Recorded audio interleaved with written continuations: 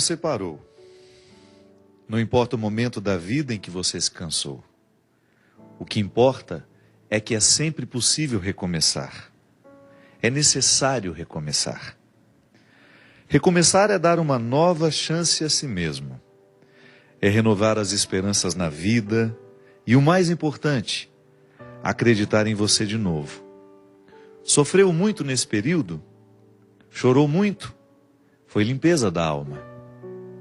Ficou com raiva das pessoas? Foi para perdoá-las um dia. Sentiu-se só por diversas vezes? É porque fechaste a porta até para os anjos. Acreditou que tudo estava perdido? Era o início da tua melhora. Pois é, agora é hora de reiniciar, de pensar na luz, de encontrar prazer nas coisas simples de novo. Que tal um corte de cabelo arrojado, diferente? Um novo curso? Ou aquele velho desejo de aprender a pintar, desenhar, dominar o computador, ou qualquer outra coisa? Olha, quanto desafio! Olha quanta coisa nova nesse mundo de meu Deus te esperando. Tá te sentindo sozinho? Besteira? Tem tanta gente que você afastou com seu período de isolamento. Tem tanta gente esperando apenas um sorriso teu para chegar perto. Quando nos trancamos na tristeza, nem nós mesmos nos suportamos. Ficamos horríveis. O mau humor vai comendo o nosso fígado até a boca ficar amarga. Recomeçar. Hoje é um bom dia para começar novos desafios. Onde você quer chegar? Ir alto? Sonhe alto. Queira o melhor do melhor. Queira coisas boas para a vida. Pensando assim, trazemos para nós aquilo que desejamos. Se pensamos pequeno, coisas pequenas teremos. Já se desejamos fortemente o melhor e principalmente lutarmos pelo melhor, o melhor vai se instalar na nossa vida. E é hoje o dia da faxina mental. Joga fora tudo que te prende ao passado, ao mundinho de coisas tristes, fotos, peças de roupa, papel de bala, ingressos de cinema, bilhetes de viagens e toda aquela tranqueira que guardamos quando nos julgamos apaixonados. Jogue tudo fora, mas principalmente esvazie seu coração. Fique pronto para a vida, para encontrar de novo o amor. Lembre-se, somos apaixonáveis. Somos sempre capazes de amar e ser amados. Amar muitas vezes, muitas pessoas. Afinal de contas, nós somos o amor.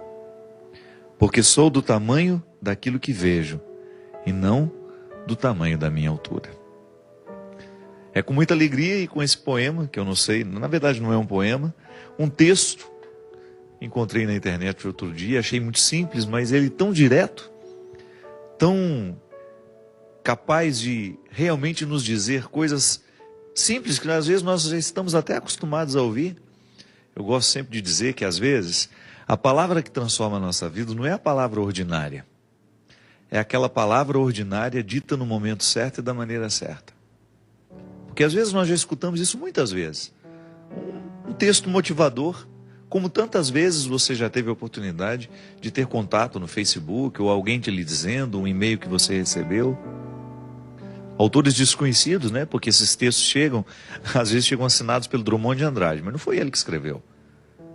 Só para dar autoridade ao texto, às vezes as pessoas colocam um autor conhecido. Não. É um texto que qualquer pessoa poderia ter escrito no momento em que ela pensou a própria vida, a dinâmica da própria vida.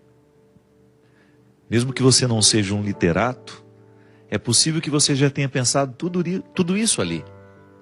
Mas de repente aquela palavra dita no momento certo, quando você escuta aquilo no momento correto, ela tem um poder transformador sobre nós impressionante. Sobretudo porque nós estamos vivendo ainda o impacto de uma tragédia que entristeceu muito o país. Eu confesso para você que naquele momento em que eu soube da morte do nosso candidato à presidência, Eduardo Campos, e aqui eu gostaria até de retirar o fato dele ser um candidato à presidência. Não me importa se você votaria nele, se você tinha alguma simpatia pelo jeito dele ser político. Eu não evoco aqui o homem público. Eu evoco o ser humano que morreu ali. E não foi só ele. Aquelas 7 pessoas que estavam ali dentro daquele voo, decolando do Rio de Janeiro para um compromisso em Santos. Como a vida daquelas pessoas foi ceifada de maneira tão trágica, de maneira tão inesperada. Os elementos da tragédia todos aglutinados naquilo ali. Um acidente tão cruel que não dava para reconhecer a matéria que as famílias esperavam para velar, porque a morte pede um ritual. A crueldade em todos os seus detalhes. Que a gente que já perdeu alguém que a gente ama, a gente sabe como é necessário receber aquele corpo e sepultá-lo com dignidade, porque só ali a gente começa a organizar um luto. Por isso é tão difícil para aquelas pessoas que perdem entes queridos e nunca mais têm oportunidade de sepultá-las, como num desastre aéreo, como aquele acidente trágico da TAM, no aeroporto de Congonhas, ou aquele avião que saiu do Brasil com direção à França, caiu no oceano, nunca mais encontramos aquelas pessoas. Esse avião da Malásia, você ter de conviver com uma ausência, sem você ter tido a oportunidade de sepultar aquela pessoa que você amava, é como se não fechasse o ciclo dos acontecimentos. Volto a dizer, a morte pede ritual.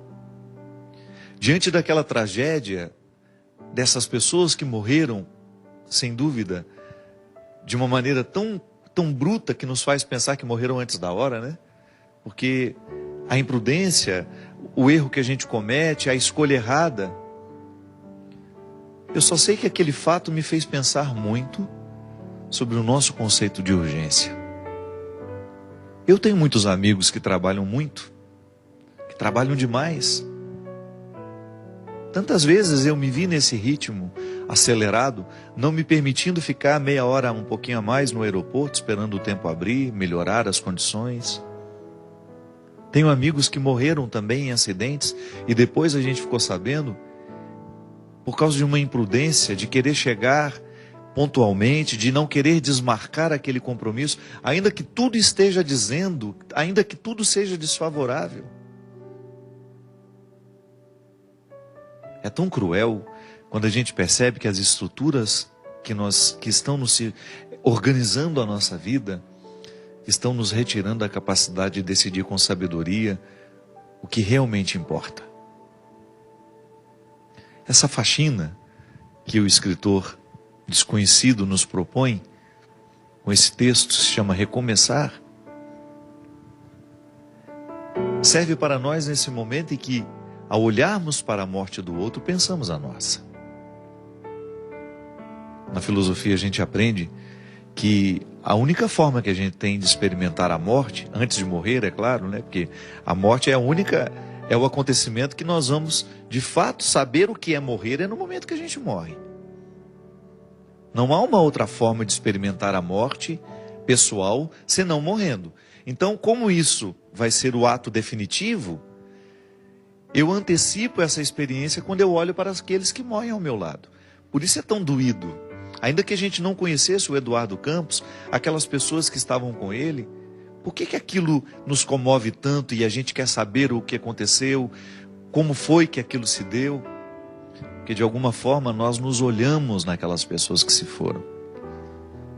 É uma maneira que eu tenho, que você tem, de olhar para a sua morte, é naquele que morre. É um impacto sobre nós. A morte dos outros nos impacta. E ao olhar, ao sentir esse impacto, é natural que você também passe a sua vida a limpo. Ah, padre, mas eu não ando de avião. Mas você também corre os riscos diários. A vida é perigosa, ela é sempre perigosa. Viver é perigoso, como dizia Guimarães Rosa, na introdução do seu Grande Sertão Veredas. Viver é perigoso. É sempre uma peleja, é sempre uma luta diária para a gente sobreviver. Eu vou atravessar a rua, eu corro risco de ser atropelado. Eu vou pegar um carro, vou para a estrada, eu corro risco de sofrer um acidente. Tudo é perigoso. Mas eu não falo desse perigo que você... Não é para virar uma neurose em nós isso. A gente precisa viver com a boa fé, né? A primeira experiência de fé que nós fazemos é essa, é a natural. Não é uma experiência sobrenatural. Eu confio no outro. Eu confio no motorista do ônibus, eu confio no motorista do metrô, eu confio no piloto do avião, eu confio no padeiro, não é? Porque em nenhum momento você vai comprar um pão desconfiando que ele colocou um veneno no pão, que ele envenenou aquela massa e que ele quer matar todo mundo naquele dia. Nós confiamos nas pessoas. Você abre um pote de doce e você come, não passa pela sua cabeça a possibilidade daquele doce estar envenenado. Faz parte da boa fé. É a fé mais natural que nós experimentamos na vida, que é aquela que lhe dá condições de sair na direção do colo da sua mãe, quando você ainda não sabe andar, e dar os primeiros passos. Essa fé que nos encaminha e que nos faz viver a vida sem neurose. Claro, tem gente que precisa até se tratar, né? Há um determinado momento da vida que tem tanto medo de morrer. Geralmente quando a gente está vivendo um momento muito bom da vida, as pessoas costumam desenvolver essa fobia, o medo da morte. Então depois precisa administrar até com medicamentos, para voltar a viver com naturalidade. Mas essa faxina, ela ultrapassa essas realidades cotidianas. Ela entra lá no mais profundo do sentido da nossa vida. É lá onde a gente precisa retirar os excessos, para que a gente tenha condições de extrair o que realmente importa. Porque todos nós queremos ser felizes. Às vezes não somos felizes por causa das escolhas erradas que a gente faz. E quando eu falo de felicidade, eu não estou falando de ausência de problemas. Essa é utópica, essa não existe. Eu estou falando da possibilidade de nós vivermos confortáveis em nós. De você olhar para a vida que você está vivendo e você ficar satisfeito com o resultado que você está tendo. Isso é possível. A nossa vocação é essa. Não é ter uma vida extraordinária. Porque às vezes a gente olha para as pessoas famosas, né? A gente acha, nossa, que vida extraordinária deve ter aquela pessoa. Nada. Quando ela chega em casa, quando ela está a sós com ela, com as pessoas que fazem parte do mundo dela, aquilo é absolutamente ordinário como a vida de todo mundo. Os palcos não são eternos. Aquele astro do cinema que você vê brilhando na tela, olha o que aconteceu com ele. Um homem que ganhou Oscar, um homem que ganhou inúmeros prêmios ao longo da sua vida e de repente não consegue administrar a infelicidade do momento, ou não soube administrar o sair de cena, porque isso também é perigoso. Ninguém está livre de perder o sentido da vida. Aí a gente olha para uma tragédia como essa, não é que nós vamos instrumentalizar o sofrimento do outro para atribuir sentido à nossa vida. Mas uma tragédia como essa não pode ser em vão. Ela já é tão cruel, naturalmente, quando você olha para ela, ela já é tão cruel que alguma coisa a gente precisa extrair daquilo ali. Algum significado a gente precisa ver naquilo tudo. E eu particularmente penso que pode ser para mim e para você uma oportunidade de nós revermos o que estamos fazendo na nossa vida. Às vezes a gente corre demais, às vezes a gente se expõe a um contexto de tanta necessidade, que a gente acaba morrendo antes da hora. Talvez esteja numa época em que as pessoas estejamos vivendo uma época em que as pessoas precisarão simplificar as suas vidas. Tamanha a complexidade do mundo. O mundo é cada vez mais complexo, minha gente. Porque quanto mais ele facilita a nossa vida, mais complexo ele fica. Porque ele gera possibilidades.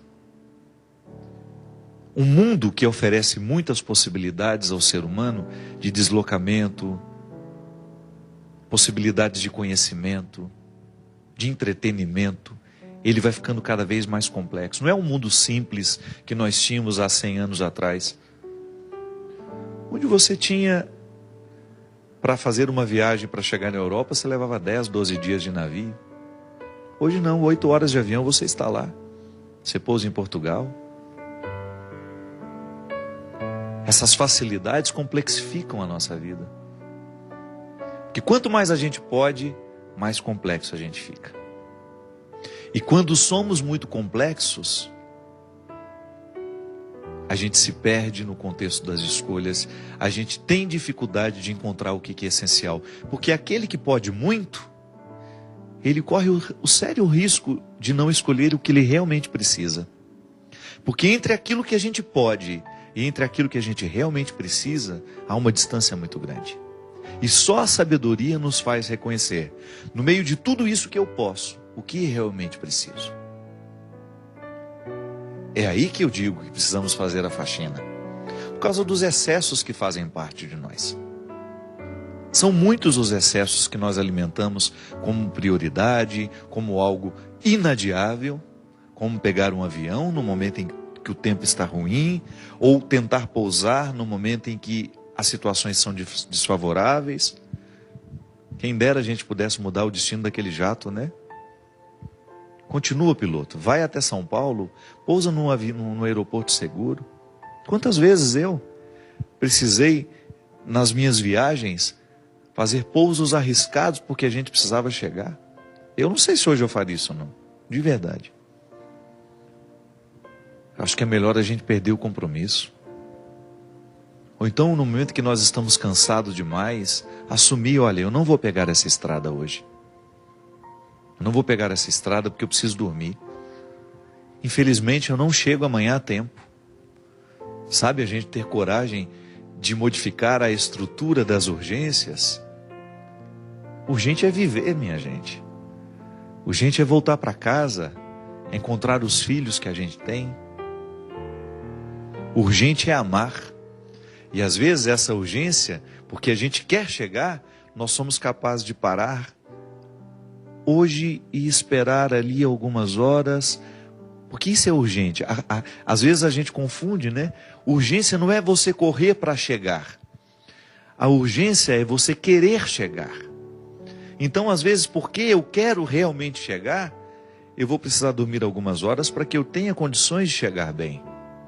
Não me expor ao risco desnecessário, porque a vida já tem riscos demais. Aí por amor, como dizia o poeta, né? O escritor, o amor não desiste de nós.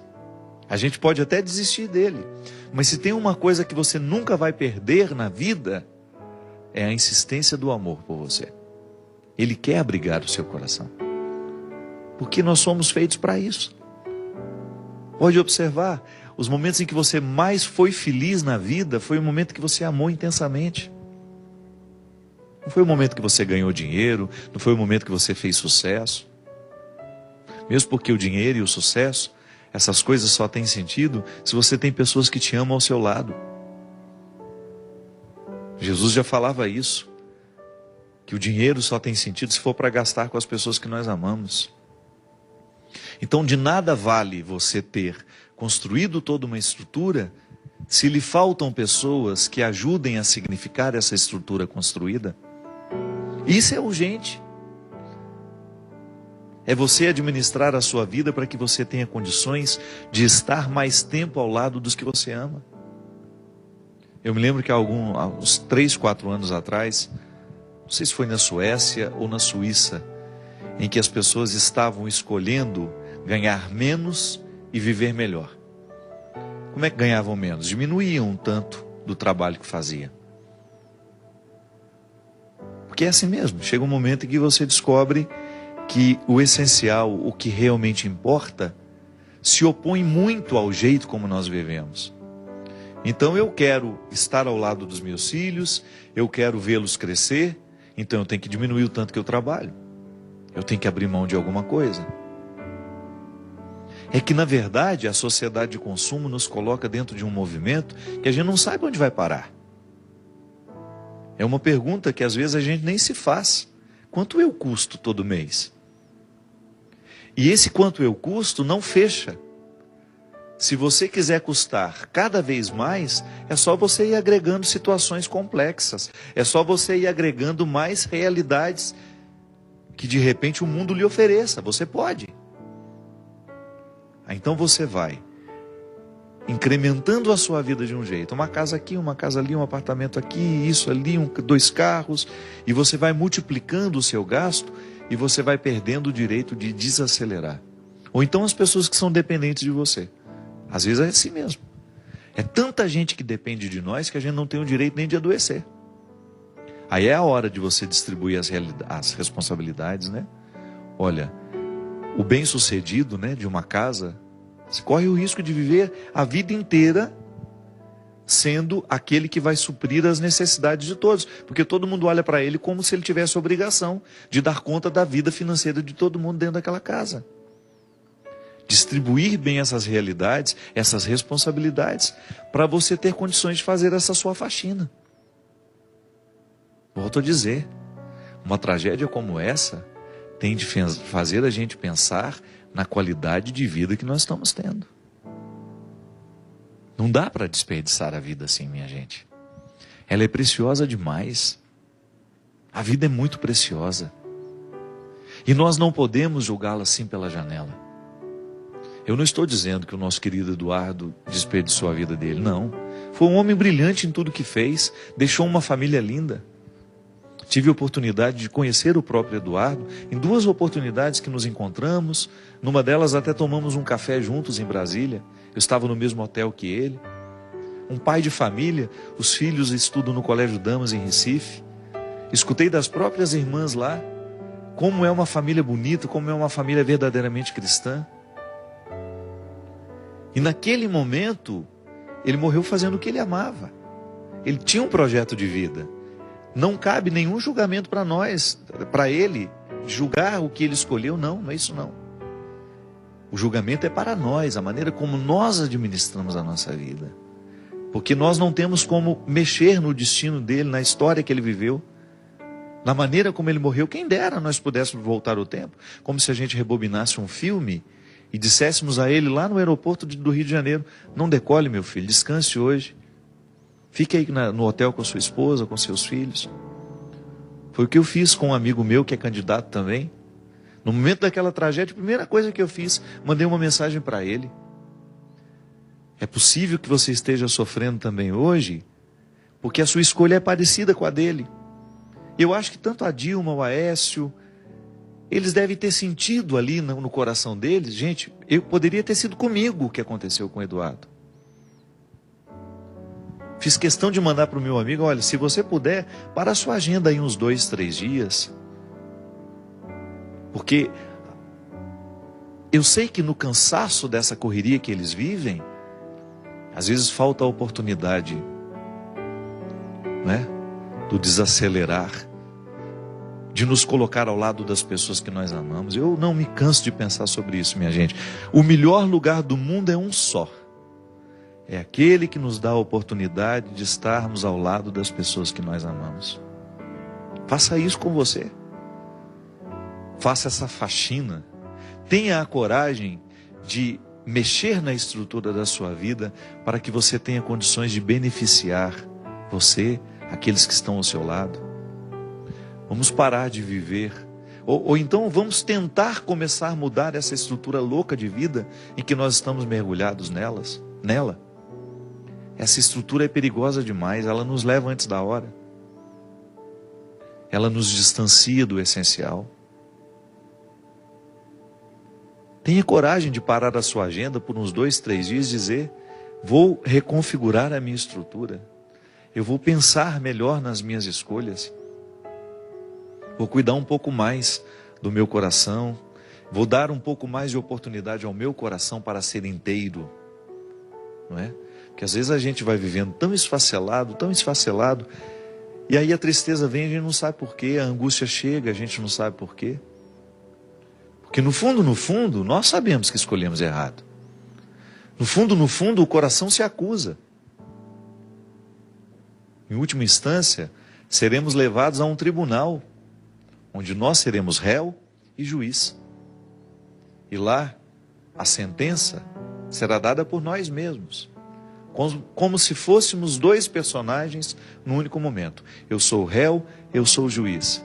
E ali eu terei de dizer a mim mesmo, ao juiz que sou, o réu diz ao juiz: o que fez da própria vida e escutará do juiz a sentença. Se estaremos condenados ou se estaremos libertos. Porque o que nos aprisiona e o que nos liberta é a nossa consciência. É quando a gente deita a cabeça no travesseiro e consegue dormir com aquilo que escolheu viver, com aquilo que escolheu ser. Esse é o julgamento que todos nós deveríamos enfrentar diariamente. No dia de hoje, como foi que eu vivi? Mereço ser absolvido? Ou mereço uma condenação? Não uma condenação que me reifique, que me paralise. Não. Uma condenação que me permita refletir e me fazer melhor para assumir o dia de amanhã com um pouco mais de sabedoria, com um pouco mais de inteligência. Nós vamos para um rápido intervalo e a gente volta já já com o programa de Direção Espiritual.